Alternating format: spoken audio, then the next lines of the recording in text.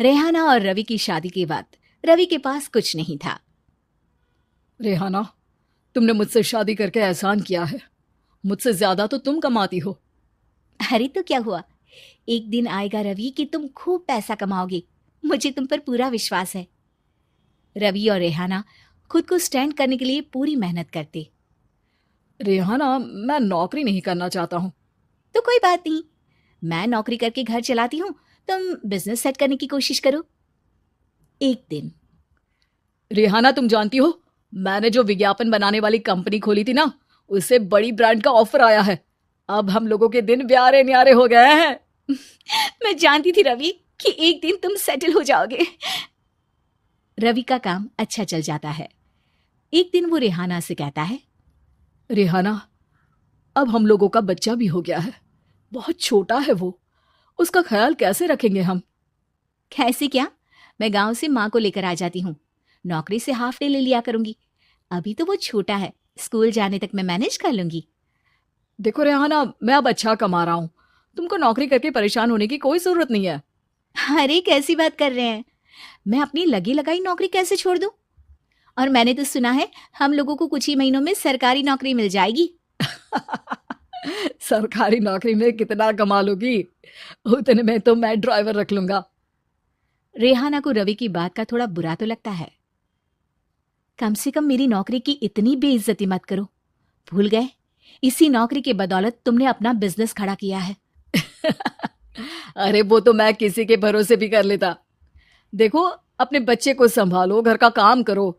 अब बाहर जाती तुम अच्छी नहीं लगती हो। रेहाना रवि के कहने पर नौकरी तो छोड़ देती है, लेकिन अब बड़े से घर में उसकी कीमत किसी नौकर से कम नहीं होती।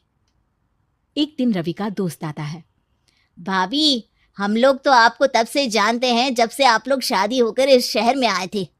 आपकी बदौलत ही सारा बिजनेस खड़ा हुआ है। ये किस्मत तो आप ही की है भाभी।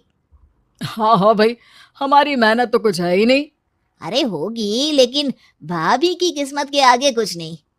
दोस्त वहां से चला जाता है, लेकिन रवि का गुस्सा सातवें आसमान में होता है। देखा कैसे बोल रहा था। अरे बिल्कुल अच्छा आदमी नहीं है ये। कैसी बात कर रहे हैं आप? प्रशांत भैया तो बहुत अच्छे इंसान है रवि। कैसे उन्होंने हमारे मुश्किल वक्त में हमारा साथ दिया था। अरे था पैसा तो साथ दिया, नहीं तो कौन पूछता है। रवि का व्यवहार पैसा आते ही अलग हो गया। वो बंदे को बंदा नहीं समझता। घमंड से घिरे रवि ने तो एक दिन हद ही कर दी। रेहाना, मैं अब तुम्हारे साथ नहीं रह सकता हूँ। क्या क्या बकवास कर रहे हो रवि? क्या कहना चाहते हो? और क्यों नहीं रह सकते तुम मेरे साथ?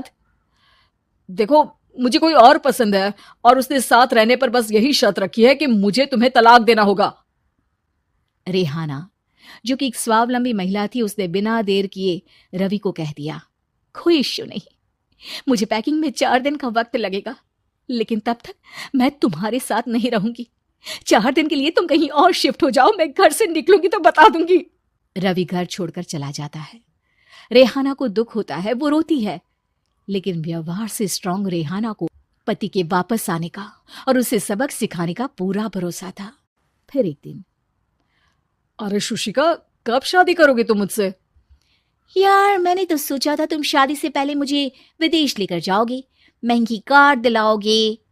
अरे सब दिला दूंगा, लेकिन पहले मुझसे शादी तो कर लो। हाँ हाँ, क्यों नहीं। मैं कुछ दिनों के लिए अपने मम्मी पापा के पास जा रही हूँ और लोगों से अपनी शादी की बात करूंगी। अरे शुशिका, कैसे रहूंगा मैं तुम्हारे बिना। अब तो शादी ही होने वाली है हम लोगों की। शुशिका रवि को छोड़कर चली जाती है। रवि घर आता है, जहां रेहाना को ना पाकर उसे सब अजीब लगता है। घर तो रेहाना के बिना कुछ नहीं है। बच्चे की याद भी आ रही है।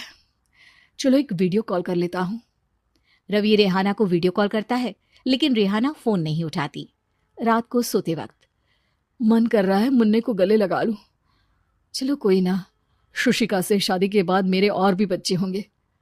अगले दिन रवि ऑफिस जाता है, जहां टीना खड़ी होती है। सर, आपने अपने नए ऐड के लिए मॉडल की रिक्वायरमेंट डाली थी ना, मैं उसी के लिए आई हूँ। रवि टीना को देखकर खुश हो जाता है। अब शादी हो गई है तुम्हारी? नहीं सर, बस अच्छा सा हैंडसम और अमीर लड़का देख रहे हैं मेरे मम्मी पापा। रवि के दिमाग से तो टीना को देखकर शुशिका का ख्याल भी खत्म हो जाता है। अरे यार, ये लड़की मिल जाए कितनी सुंदर है। शुशिका तो इसके आगे कुछ नहीं है। आ, अब क्या तुम्हें ऐसा नहीं लगता कि मुझसे मिलकर तुम्हारी ये खोज खत्म हो गई है? आप तो 2 बच्चों की पापा लग रहे हैं। अरे नहीं नहीं, मेरी शादी तो हुई थी, लेकिन बीवी को किसी और से प्यार था, मुझे छोड़कर चली गई। खैर, टीना की दोस्ती रवि से हो जाती है, लेकिन 1 महीने बाद शुशिका रवि के पास वापस आती है।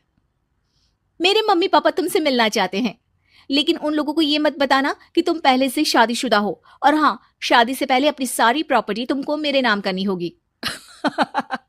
अरे पागल, अब मैं तुमसे शादी ही नहीं करना चाहता। भला ऐसी लालची औरत से कौन शादी करेगा? तभी वहां टीना आ जाती है।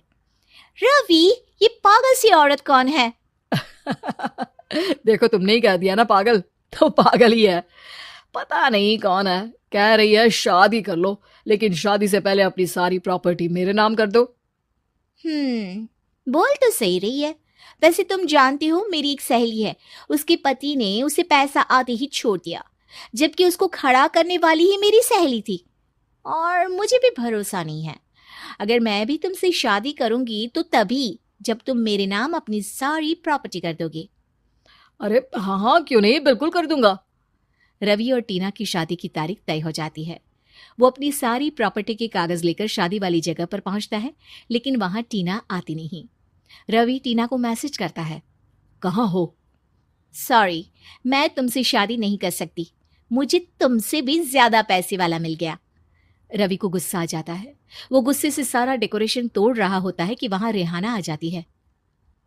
सर, क्या हो गया? क्या डेकोरेशन पसंद नहीं आई आपको? अ, तुम यहाँ क्या कर रही हो? मैं यहाँ की डेकोरेटर हूँ। क्या आपको पसंद नहीं आई यहाँ की सजावट? रवि दौड़कर रेहाना के गले लग जाता है। मुझे माफ कर दो रेहाना। रवि रेहाना के गले लग जाता है और रेहाना टीना को थैंक्स का मैसेज करती है।